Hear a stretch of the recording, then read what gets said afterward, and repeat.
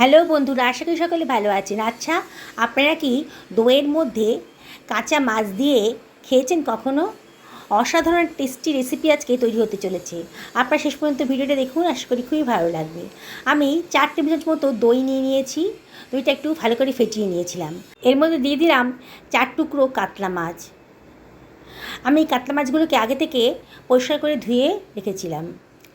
এর মধ্যে দিয়ে দিলাম 1/4 টেবিল চামচ মতো হলুদের গুঁড়ো, 1/4 টেবিল চামচ মতো লঙ্কার গুঁড়ো, আর এর ভেতরে আমি দিয়ে দিচ্ছি 1/4 টেবিল চামচ মতো লবণ। এবারে আমি সব কিছু ভালো করে মাছের গায়ে মাখিয়ে নিচ্ছি। দই, মাছ আর মশলাগুলোকে খুব ভালো করে মাখিয়ে নিতে হবে। ম্যারিনেশনটা খুব ভালো করে করতে হবে। যত ভালো করে ম্যারিনেশনটা হবে, রান্নার টেস্টটাও কিন্তু ততগুণ বেড়ে যাবে। দেখুন, খুব ভালো করে আমি মাখিয়ে নিচ্ছি। বন্ধুরা, রেসিপিটা বানানো একেবারেই সোজা, আর টেস্ট কিন্তু একেবারে অসাধারণ। কাতলা মাছের অনেক রেসিপি তো আপনারা খেয়েছেন, আজকে এই ধরনের রেসিপিটা বানিয়ে খান। সত্যি বলছি, অসাধারণ। গরম ভাতের সাথে যখন এটা থাকবে না, আর কোনো কিছুরই দরকার হবে না। ম্যারিনেশনটা হয়ে গেছে, আমি সরিয়ে রাখলাম। আমি দুখানা পেঁয়াজ নিয়ে নিয়েছি। পেঁয়াজের খোসাগুলো কেটে আমি পেঁয়াজটাকে রেডি করে নিচ্ছি। আমি যে পরিমাণ মাছ নিয়েছি, মানে 4 টুকরো মাছ নিয়েছি, তাতে দুখানা পেঁয়াজই যথেষ্ট। আপনারা যদি মাছের পরিমাণটা বাড়ান, তাহলে পেঁয়াজের পরিমাণটাও কিন্তু বাড়িয়ে দেবেন, নাহলে কিন্তু অতটা স্বাদ আসবে না। পেঁয়াজগুলোকে মাঝখান থেকে আমি কেটে নিচ্ছি। ওপরের সাদা অংশটা আমি ফেলে দিলাম। আমি একটা মাঝারি সাইজের রসুনও নিয়ে নিয়েছি। রসুনটাকেও আমি মুখটাকে কেটে বাদ দিয়ে দিচ্ছি।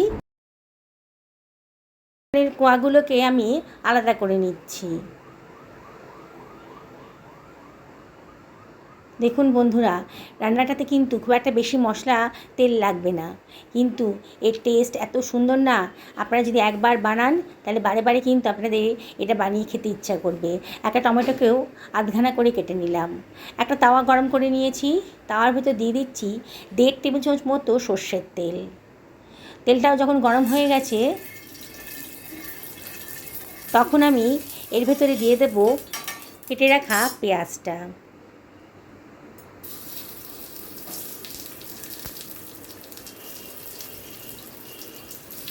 আর দিয়ে দিচ্ছি টমেটোটা।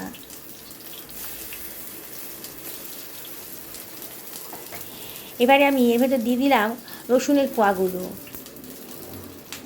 এটাকে আমি ঢাকা দিয়ে রাখছি হাই ফ্লেমে মিনিট 2 মিনিট বাদে আমি ঢাকাটা এবার তুলে দিচ্ছি। দেখুন, পেঁয়াজটাকে এবার একটু ওলট পালট করে নেব। পেঁয়াজ, টমেটো ওগুলোকে একটু ওলট পালট করে নেব। নিচে কিন্তু সুন্দর একটা কালার ধরে নিয়েছে। আবার একটু নাড়াচাড়া করে দিলাম। আবারও এর ভেতর দিয়ে দিচ্ছি আমি কতগুলো কাঁচা লঙ্কা আর কতগুলো শুকনো লঙ্কা। খুব দারুণ টেস্ট হবে। এর ভেতর দিয়ে দিলাম 1.5 টেবিল চামচ মতো গোটা ধনে, আর এর ভেতর দিয়ে দিচ্ছি 1 টেবিল চামচ মতন গোটা জিরে, 1/2 টেবিল চামচ মতো লবণও দিয়ে দিলাম। দিয়ে সব কিছু ভালো করে মিশিয়ে নিচ্ছি, একটু নাড়াচাড়া করে নিচ্ছি। বন্ধুরা, রেসিপিটা থেকে মনে হচ্ছে না একটু নতুন স্বাদের কিছু রান্না হতে চলেছে? বললাম তো, আপনারা দেখুন আর বাড়িতে একদিন অবশ্যই বানান। একেবারে নতুন স্বাদের রেসিপি আপনারা পেয়ে যাবেন। একটু নাড়াচাড়া করে দিলাম, দিয়ে একটুখানি ফ্রাই করে নিচ্ছি। এই 30 সেকেন্ড মতো একটু ফ্রাই করে নেব। নিয়ে আবার ওইটাকে ঢাকা দিয়ে দেবো। পেঁয়াজ আর টমেটোটা কিন্তু এখনও বেশ শক্ত আছে। মিনিট 2 আবারও মিডিয়াম টু হাই ফ্লেমে এটাকে রান্না করে নিয়েছি। এবারে ঢাকাটা আমি তুলে দিচ্ছি। দেখুন, বোঝাই যাচ্ছে পেঁয়াজ আর টমেটোটা কিন্তু অনেকটাই নরম হয়ে গেছে। আর মশলাটাও, যে গোটা মশলাগুলো দিয়েছিলাম, ওগুলো অনেকটা নরম হয়ে গেছে। এবার এটাকে আমি ঠান্ডা করে একটা মিক্সার গ্রাইন্ডারের ভেতর নিয়ে নিয়েছি। ঠান্ডা করেই কিন্তু মিক্সার গ্রাইন্ডারের ভেতর দেবেন। এবার এটাকে গ্রাইন্ড করে নিচ্ছি। দেখুন বন্ধুরা, কত স্মুথ একটা পেস্ট তৈরি হয়ে গেছে। গ্যাস ওভেনে একটা কড়াই গরম করতে দিয়ে দিয়েছি। তার ভেতর দিয়ে দিচ্ছি 2 টেবিল চামচ মতো সর্ষের তেল, আর দিয়ে দিচ্ছি সামান্য একটুখানি লবণ। তাহলে তেলের কাঁচা ভাবটা আর থাকে না। এর ভেতর দিয়ে দিলাম গোটা গরম মশলা। গরম মশলাটা একটু ফ্রাই হয়ে গেছে যখন, দিয়ে দিচ্ছি হাফ টেবিল চামচ মতো গোটা জিরে। সুন্দর একটা গন্ধ বেরোতে আরম্ভ করে দিয়েছে। ঠিক তখনই আমি দিয়ে দেবো বেটে রাখা মশলার পেস্টটা। কারণ ধুয়ে একটু জলও দিয়ে দিলাম, দিয়ে সব কিছু ভালো করে মিশিয়ে নিচ্ছি।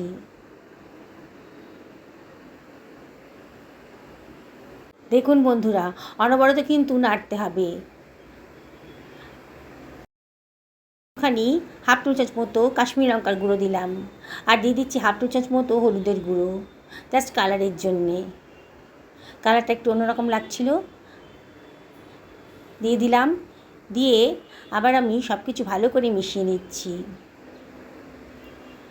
দেখুন, নাড়তে নাড়তে কিন্তু মশলাটা বেশ কষানো হয়ে গেছে, বোঝাই যাচ্ছে মশলাটা বেশ ভালো মতন কষানো হয়ে গেছে। এবারে আমি ম্যারিনেট করা মাছগুলোকে এর ওপরে দিয়ে দিচ্ছি, আর পাত্রের মধ্যে যে অবশিষ্ট পড়েছিল সেটাও আমি দিয়ে দিলাম। দিয়ে বাটিটা ধুয়ে একটু জলও ওপর থেকে দিয়ে দিচ্ছি। এই সময় কিন্তু গ্যাসের ফ্লেমটা একেবারে লো করে রেখেছি। এবার আলতো হাতে একটু মিশিয়ে দেবো, মশলার সাথে মাছগুলোকে একটু মিশিয়ে দেবো। খুব আলতো হাতে করতে হবে, মাছগুলো কিন্তু কাঁচা আছে। বেশি নাড়াচাড়া করলে কিন্তু সব ভেঙে যাবে, তখন আর খেতে ভালো লাগবে না। তলা থেকে একটু নাড়াচাড়া করে দিলাম যাতে পোড়া না লেগে যায়। এবার গ্যাসের ফ্লেমটা মিডিয়াম টু হাইতে করে দিয়েছি। এবার দিয়ে দিচ্ছি গরম জল। আপনারা চেষ্টা করবেন গরম জল দেওয়ার, তাহলে রান্নার কালারটাও সুন্দর আসবে আর রান্নাটাও তাড়াতাড়ি হয়ে যাবে। গরম জলটা দিয়ে একটু নাড়াচাড়া করে দিচ্ছি। আবারও বলেছি বন্ধুরা, খুব সাবধানে নাড়াচাড়া করবেন, মাছটা কিন্তু কাঁচা আছে, এটাই অবশ্যই মনে রাখতে হবে। ঝোলটা ফুটতে আরম্ভ করেছি যখন, তার ভেতর দিয়ে দিচ্ছি কাঁচা লঙ্কা। লঙ্কাটা কিন্তু অবশ্যই নিজেদের পছন্দের মতো দেবেন। ঢাকা দিয়ে মিনিট 3 হাই ফ্লেমে রান্না করে নিলাম, তারপরে ঢাকাটা সরিয়ে দিয়েছি। দেখুন, মাছের ঝোলটা কিন্তু বেশ ফুটতে শুরু করে দিয়েছে। আবারও আলতো হাতে মাছগুলোকে এপিট ওপিট করে উল্টে পাল্টে দেব। দেখছেন তো রান্নাটা কতটাই সোজা। এবারে ঢাকা দিয়ে আরও মিনিট 5 লো ফ্লেমে রান্না করে নেব। 5 মিনিট বাদে শুধু কালারটা দেখুন, কি দারুণ দেখতে হয়েছে, ওপরে তেল ভেসে উঠেছে। বন্ধুরা, রেসিপিটা যদি ভালো লাগে তাহলে লাইক শেয়ার কমেন্ট করতে কিন্তু ভুলবেন না। নতুন বন্ধুদেরকে রিকোয়েস্ট করবো আমার চ্যানেলটা সাবস্ক্রাইব করার জন্যে। পাশে থাকা বেল আইকনটা অবশ্যই ক্লিক করে দেবেন, আমার রান্নার নোটিফিকেশানটা চটজলদি পেয়ে যাবেন। আমি সামান্য একটুখানি চিনি দিয়ে দিলাম, চিনিটা অপশনাল, তবে দিলে পরে কিন্তু দারুণ সুন্দর একটা টেস্ট আসবে।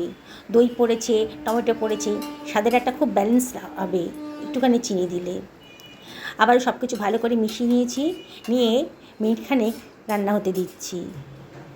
একটু নাড়াচাড়া করে দিতে হবে অবশ্যই। দেখুন বন্ধুরা, কত সুন্দর রেসিপি, কত তাড়াতাড়ি রান্না হয়ে গেল। ওপর থেকে ধনেপাতা ছিটিয়ে দিয়েছি, একটুখানি সর্ষের তেলও দিয়ে দিলাম 1 টেবিল চামচ মতন, তাহলে কিন্তু রান্নার টেস্টটা বহুগুণ বেড়ে যাবে। আরও 30 সেকেন্ড মতো একটুখানি রান্না করে ঢাকা দিয়ে দিলাম গ্যাসের ফ্লেমটা বন্ধ করে। 2 মিনিট রেস্ট রাখার পর দেখুন বন্ধুরা কত সুন্দর দেখতে হয়েছে, আর কত ঝামেলাটা কম। দেখলেন তো রান্না করা কতটাই সোজা। বিগিনার্সরাও একবার দেখলে পরে কিন্তু এই রেসিপিটা অনায়াসেই বানিয়ে ফেলতে পারবেন। আমি একটা সার্ভিং প্লেটের উপর সার্ভ করে দিচ্ছি। গরম ভাতের সাথে এটা যেদিনকে বানাবেন না, আর অন্য কোনো রেসিপির দরকার হবে না। কোনো ভাজাভুজি ঝামেলা নেই, অল্প তেল মশলা দিয়েই কিন্তু রান্নাটা রেডি হয়ে গেছে। দেখুন বন্ধুরা কত সুন্দর দেখতে লাগছে, কি দেখি বানাতে ইচ্ছে করছে তো। কাতলা মাছের এই রেসিপিটা একদিন অবশ্যই বাড়িতে বানিয়ে ফেলুন। ওপর থেকে ধনেপাতা ছিটিয়ে দিলাম, অসাধারণ দেখতে লাগছে। দেখুন, দেখেই জিভে জল চলে আসবে। আচ্ছা, এই গরম ভাতের সাথে এটা আমি খাবো, ফ্রাইড রাইসের সাথেও খেতেও কিন্তু অসাধারণ লাগবে। একেবারে নতুন ধরনের নতুন স্বাদের রেসিপি। আপনাদেরকে আবারও রিকোয়েস্ট করব, একদিন অবশ্যই কাতলা মাছের এই রেসিপিটা আপনারা বানিয়ে ফেলুন।